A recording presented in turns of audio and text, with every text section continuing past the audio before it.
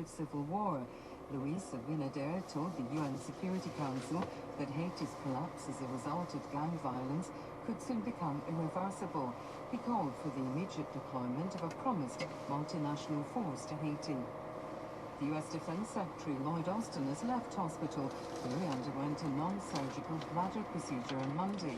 The Pentagon said he would continue to recover at home and had fully resumed his duties. The White House was kept fully informed of his treatment. Sabrina Singh is Deputy Pentagon Press Secretary. My understanding is it's not related to his cancer diagnosis. I can't speak to whether there were further complications from when he was hospitalized previously. That's something that the doctors would need to speak to. This medical intervention comes weeks after the Defense Secretary was heavily criticized for not telling President Biden about his prostate-related hospital stays until days afterwards.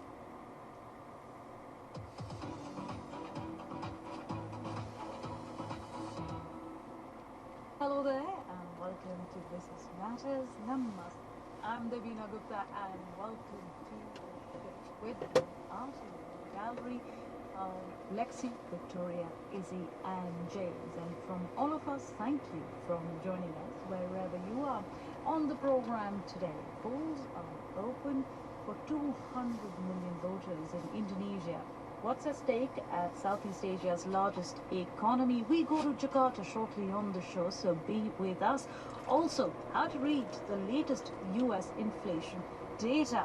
We speak to business owners about what the numbers actually mean for them in their daily lives. I'll be also joined throughout the program by our two guests on opposite sides of the world.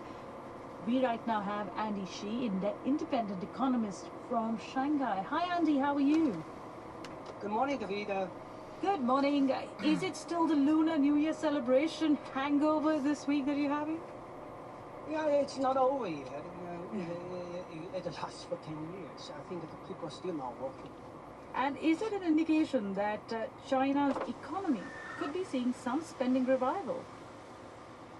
Wow, people during this time of the year, people usually go home. And there are hundreds of millions of people who have their roots in villages, so they go back. So that's the main thing, and they do spend a lot on travel. And have you bought something red, as is the tradition, to buy something red to just have an auspicious beginning this year? Well, almost all presents are wrapped in red. So whatever you give to your relatives or your children, it's all red. The most important is red packets because they contain money. Ooh, and you do know that it is already Valentine's Day, where you are joining us from. Is it big in China? Oh, well, it's catching up, but not really as popular as elsewhere. Particularly, it's not getting close to Chinese New Year. So, there are people who take it seriously, but it's not as popular here. All right. Andy, be with me because we're waiting for Patricio Navia, who's Chilean political scientist, to join us shortly on the show. But let's then get the show on the road, as they say, and let's talk about food delivery and ride-sharing app drivers. Now, the cohort of them are going on strike this Valentine's Day in the UK and the US. In the UK, we'll be seeing that takeaway delivery drivers of major food delivery apps will be on strike, and it's an estimated 3,000 drivers who would be going and stopping work for at least 4 hours on the day. And in the US, we'll see ride-hailing or ride-sharing app drivers going on strike. There are some disruptions that are also expected in Canada. And let's get our first guest in then. Justice for App Workers, which is a coalition which is based in the US, has announced demonstrations just last week on Valentine's Day by the ride-sharing or ride-hailing app drivers. One of them is with us. We have Jonathan Cruz from Justice for App Workers. And Jonathan, thank you for joining us. You are also part of this gig economy. You also drive cab for different ride-sharing apps. First, tell us, what's the kind of condition under which you have to do your work, and how much do you earn on an average? Yes, so my name is Jonathan Cruz. I drive for rideshare apps like Uber and Lyft. So basically, the problem is that the take rates on these apps are very, very high right now. When they started here, especially in Miami and all over the world, they used to take 20% of the riders' payments, and now it's just between 40, 60, 50, 80% sometimes. So it's very hard to make a living right now, especially with inflation. And drivers have all the expenses, like gas, maintenance, and all the stuff. So, say, by the end of the month, how much are you able to make? You drive cab in a busy city of New York, don't you? Yeah, well, back in the days, it was good, but now Uber is just, the ride shares companies are just abusing of their powers, and now it's just even hard to make a living or put food on the table or even pay rent. There's people are going homeless right now because the take rate of these companies are very, very high, very, very high, and then the expenses right now, the inflation is pretty high. There's no way to make a living right now. What's the biggest challenge that you face while doing your work with the kind of pay that you get? Even just to pay bills, it's just very hard. We have to work over 12 hours, which is it's not healthy for me and my family, and especially now that there's a lot of things going on, man. Just a lot, and we're going to work with legislation and to see what we can do. But we need to go back to normal when it used to be 80% for the drivers and 20% for the companies. So that's the commission that is split is what you're looking for. That the commission split is in the favor of the drivers, isn't it? Not at the moment. Before, when they came out, yes. But then lately, years by years, they've been taking more and more. But they just mask it as fees. So they, trying to get drivers confused about fees. And you have to read the details is there. You have to be careful on, Well, but New York is one of the cities where there's been a minimum wage law for gig workers. Hasn't that helped you? That's the problem. We are independent contractor. We're not a W-2. So the hour wages, it has to be set by. This is more personal because it depends how you work and where you live and all this stuff. What kind of car you drive, and there's no way you can set an amount per hour. Just to be honest, it's more personal. So what is the kind of action that will be from the drivers today?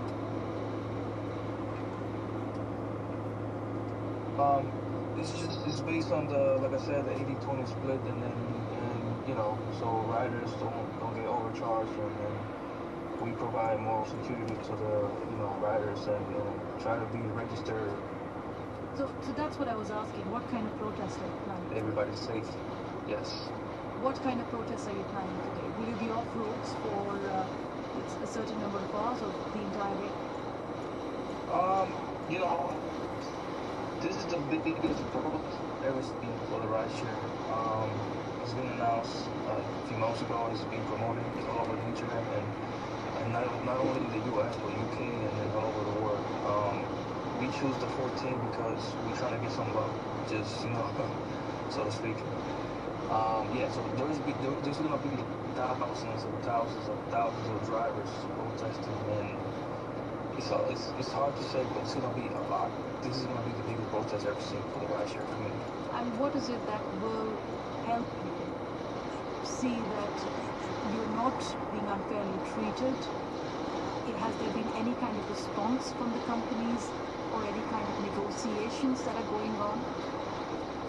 Yes, so we are currently in Miami right now. We sit down with Uber, and I'm sorry to say that, but it's a company, but we sit down with them and then we try to show what's going on and how the fake accounts are happening here, and identity, the account, stuff like that, and we try to show all the problems. And well, we got no response back from them, so it's been almost a week and no response. I guess they don't care. They just, we're gonna go through legislation. This is not gonna stay like this. Jonathan Cruz, thank you for joining us from Justice for App Workers. There's been a statement from Uber which has said more drivers and couriers are choosing to earn on Uber than ever before. Lyft, which is another rider in America, said that it was constantly working to improve the driver experience and said that the drivers would always make at least 70% of the weekly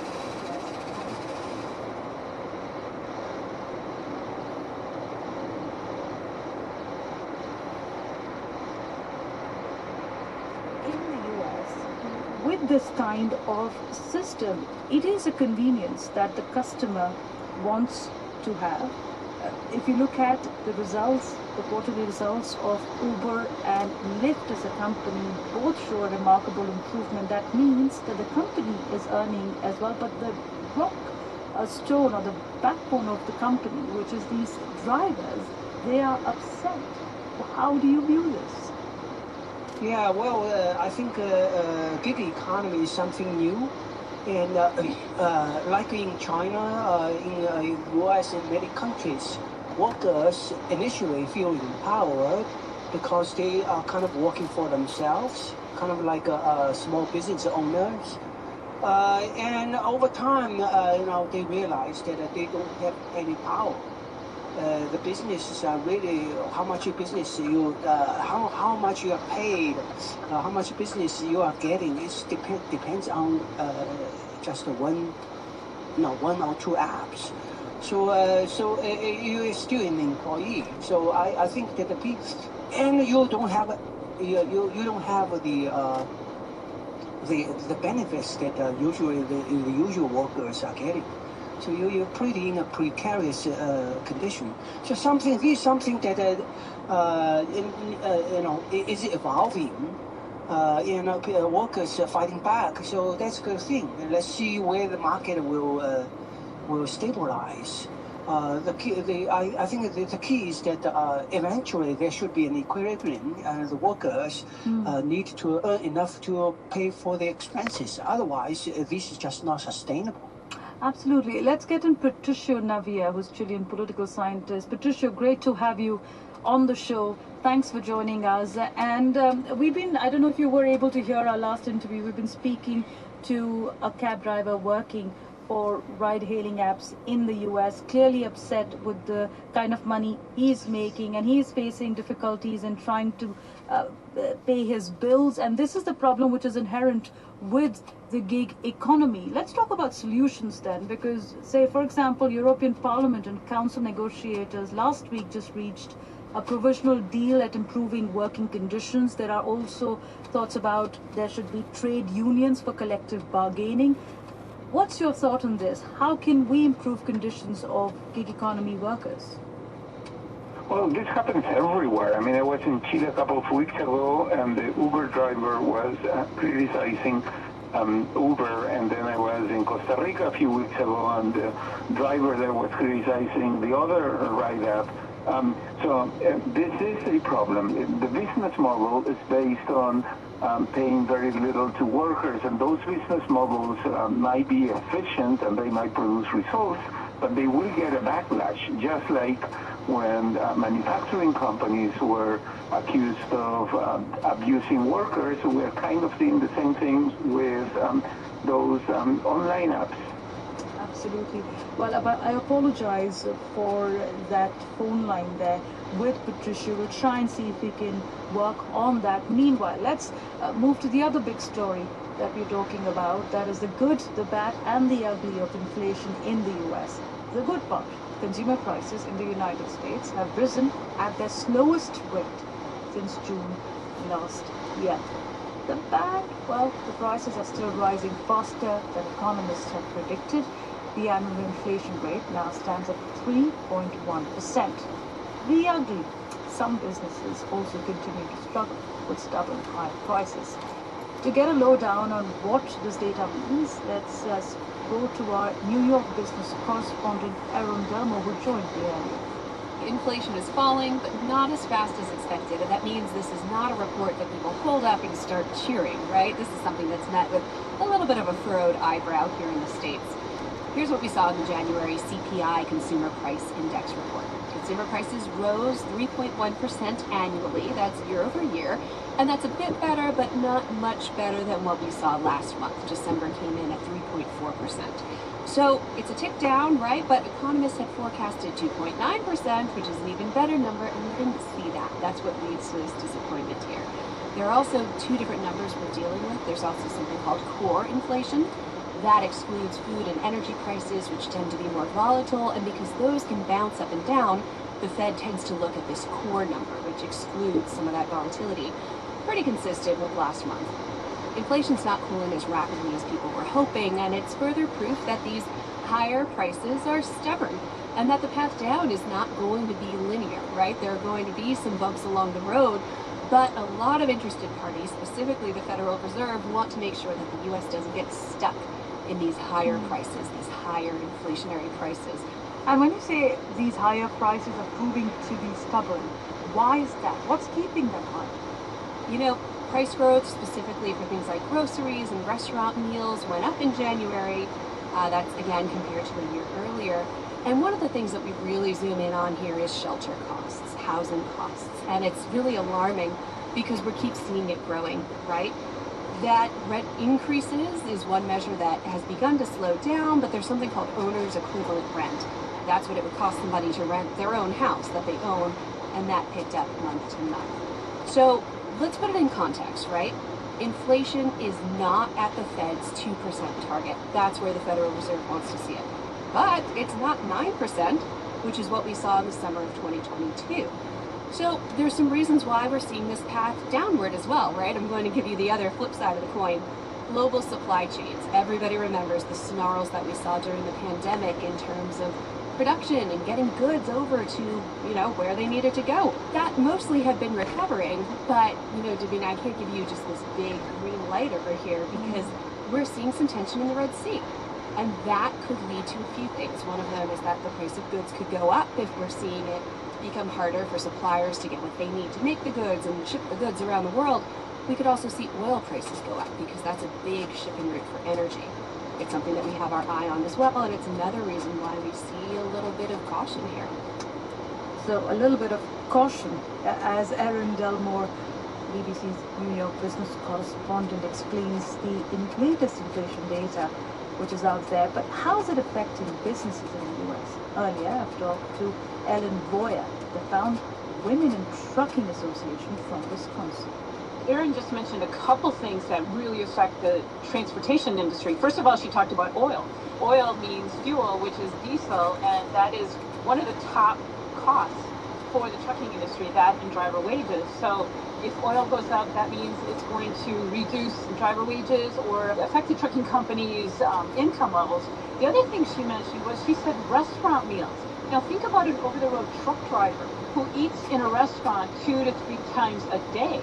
So restaurant meals definitely affect the trucking industry, but really all costs are up. I mean, truck payments, lease payments, repairs, maintenance, tires, and insurance has really gone up a lot. So I think it's going to affect the trucking industry in a very negative way, meaning we're probably going to see more carriers, trucking companies go under, and probably more drivers leave the industry and find jobs that aren't as volatile.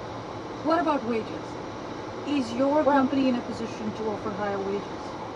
Absolutely not. The uncertainty makes it hard. Once you give someone an increase, maybe it's a penny a mile or 2 penny a mile for a driver, once you do that, you can't take it back. So everyone is just kind of waiting to see what's going to happen. What's going to happen with inflation? What's going to happen with interest? What's going to happen with the economy? And what's going to happen with the wars going on and with the elections? So there's so much uncertainty that people are afraid to make. The industry is afraid to make a concrete move that will affect them in the future. In a way, the employees in your company are also affected with high cost of living. Their wages not going up. You as a business are affected because your costs are going up. But are you passing it on to your consumers then? Are you asking them to pay more? That's really hard because the trucking industry is bound by tariffs. and typically for contractors, contract rates are set a year in advance, and so that's really hard to say, well, we're going to raise your the mileage rate right now, because they'll say, oh, well, we'll find someone who will undercut you. And so it's one of those things that if you do it, you might lose the business. That's Ellen Boyer, the founder of Women in Trucking from Wisconsin. So now we've talked about the cost of living crisis in developed economies like the US, which are dealing with high inflation. Let's go to the other side of the world where there's another problem, another spectrum. Andy, you are in Shanghai, and in China, it's about deflation, where prices for goods and services are falling across the economy. Tell us, what does this mean? Yeah, I think that some people, a lot of people think that deflation is very bad because that it could force businesses into bankruptcy. I think that what's going on in China is not the kind of deflation that people are worried about, like money supply going down and therefore price going down. It's not that money supply is still going up by about 10%. I think the issue is that a lot of prices came up very fast over the past few years.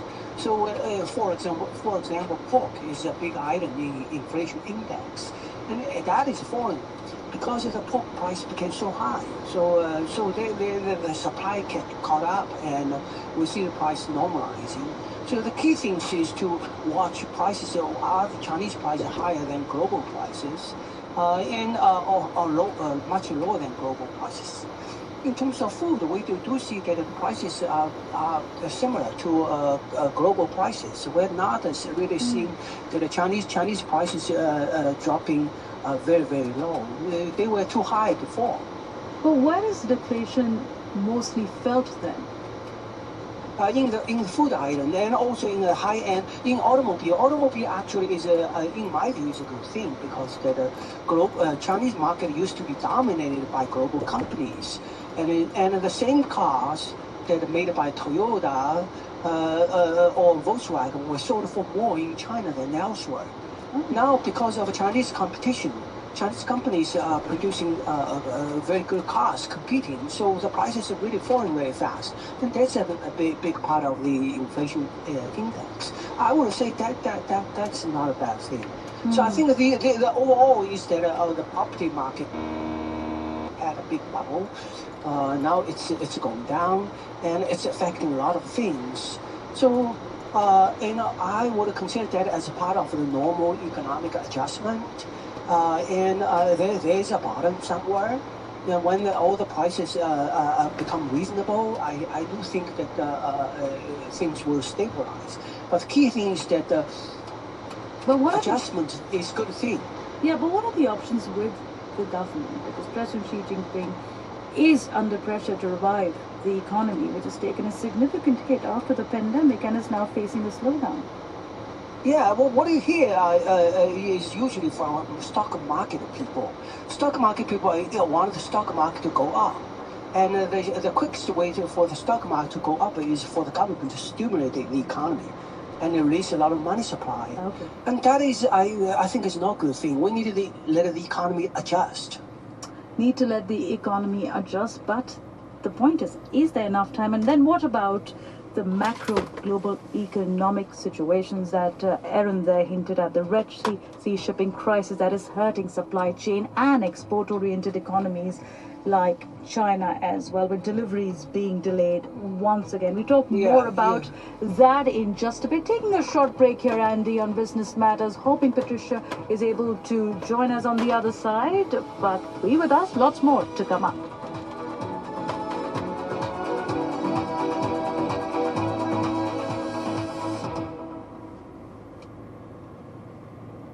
We'll be back with Business Matters shortly. Then, in an hour, the climate question is asking, could wetlands be the key to combating climate change?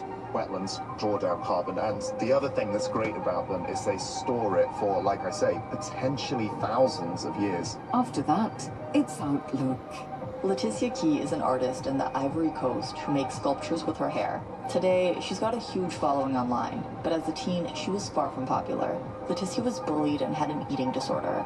On the road to recovery, she discovered the power of hair. And at 4:30 GMT, join us for the documentary series World of Secrets, The Disciples. Our investigation into Nigerian pastor TB Joshua concludes this week. For the first time, TB Joshua's daughter speaks out. That's here on the BBC World Service.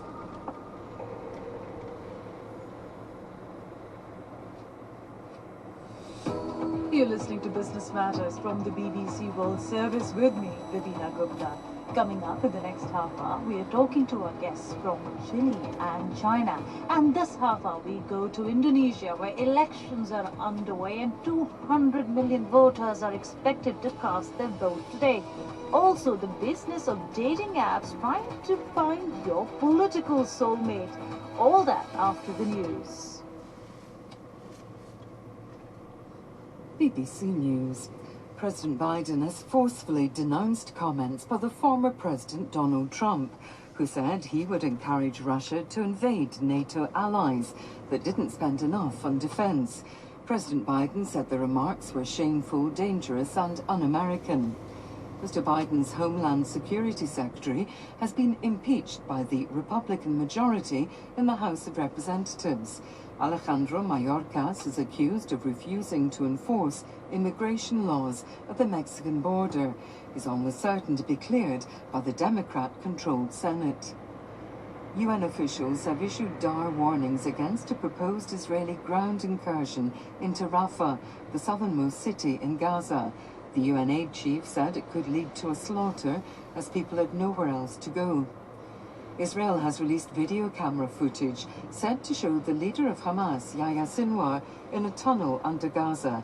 It says the footage was taken 3 days after Hamas's deadly surprise attack on October the 7th.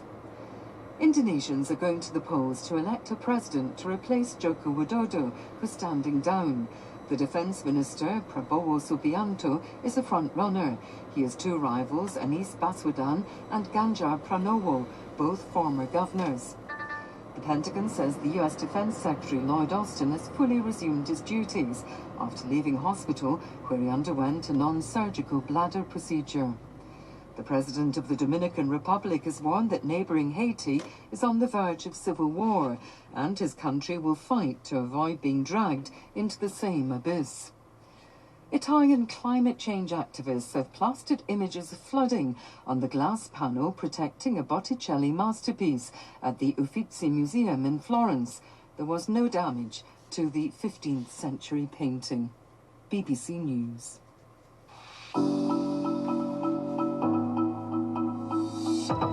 Welcome back. You're with Business Matters. I'm Divina Gupta. Thank you for joining us at this hour. We are with our two guests. One from China, the other one is from Chile. Andy Shea, independent economist, continues to be with us from Shanghai, and Patricio Navia, who is Chilean political scientist from Chile. Thank you both of you for being with us. Patricio, welcome to the show, and hopefully we can get going now with you as well. But let's talk about Indonesia, gentlemen, because that's where people have started voting. There are more than 200 million people who will be going out and casting their vote in Southeast Asia's biggest economy. And most of them are also young voters from millennials or Gen Z. So their votes could be crucial. And also, of course, there is the state of the economy and the jobs market that we want to talk about in this election. So first up, here's what some young students told the BBC ahead of the elections. People say that our generation is golden generation for Indonesia. So I think the most important for president is who can support a young generation of our Gen Z. Yeah, everybody said we will create a gazillion of new jobs for fresh graduates, but I don't really buy it anymore because every year we have 1.5 billion new fresh graduates, and I like to see how you can accommodate that. We are seeking a president that can create lots of jobs, but not just in quantity, but also in quality. So we are hoping they don't give us empty promises. As youths, we are going to the workforce to help support Indonesia's economic growth. jobs and quality jobs is on top of mind of those voters. At least we have a South Asia correspondent, Jonathan Head, who is joining us live from Jakarta. Seems to be a rainy morning there, Jonathan. What are you seeing? Are people coming out to vote in these early hours? They are, and of course across an enormous country. It's very wet here in Jakarta. That has created a few logistical problems with ballot, improvised kind of polling stations. But this is a country that's as big as the continental United States. So in other places, turnout's typically very high. There's only 6 hours of voting, but with more than 800,000 polling stations, there's plenty of places for people to go and vote. And who are the leading contenders? There are 3 contenders for the president. Of course, there are people also voting for the national parliament and for regional assemblies. It's what makes this such a big election. It's the biggest one-day election anywhere in the world.